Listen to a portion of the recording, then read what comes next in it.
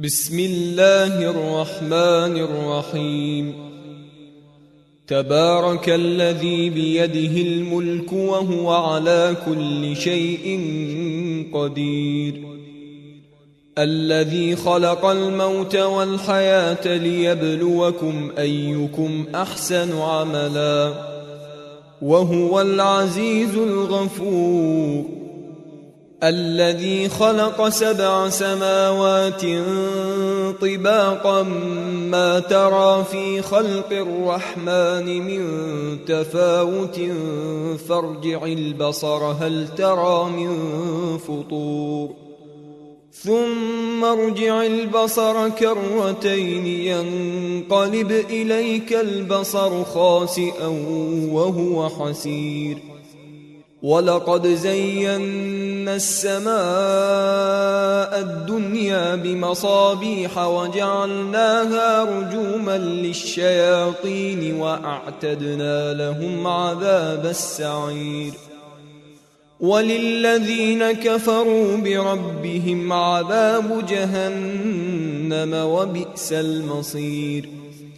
إذا ألقوا فيها سمعوا لها شهيقا وهي تفور، تكاد تميز من الغيظ كلما ألقي فيها فوج سألهم خزنتها ألم يأتكم نذير، قالوا بلى قد جاءنا نذير فكذبنا وقلنا ما نزل الله من شيء إن أنتم إلا في ضلال كبير.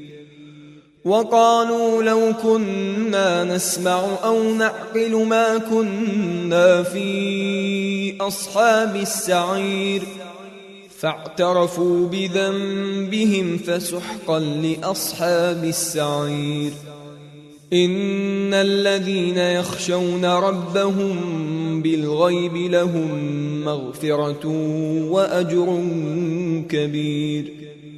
وأسروا قولكم أو اجهروا به إنه عليم بذات الصدور. ألا يعلم من خلق وهو اللطيف الخبير. هو الذي جعل لكم الأرض ذلولا فامشوا في مناكبها وكلوا من رزقه وإليه النشور. أأمنتم من في السماء أن يخسف بكم الأرض فإذا هي تمور، أم أمنتم من في السماء أن يرسل عليكم حاصبا فستعلمون كيف نذير. ولقد كذب الذين من قبلهم فكيف كان نكير. أولم يروا إلى الطير فوقهم صافات ويقبضن ما يمسكهن إلا الرحمن إنه بكل شيء بصير. أمن هذا الذي هو جند لكم ينصركم من دون الرحمن إن الكافرون إلا في غرور. أمن هذا الذي يرزقكم إن أمسك رزقه بل لجوا في عتو ونفور. أفمن يمشي مكبا على وجهه أهدى أمن يمشي سويا على صراط مستقيم. قل هو الذي أنشأكم وجعل لكم السمع والأبصار والأفئدة قليلا ما تشكرون. قل هو الذي ذرأكم في الأرض وإليه تحشرون. ويقولون متى هذا الوعد إن كنتم صادقين.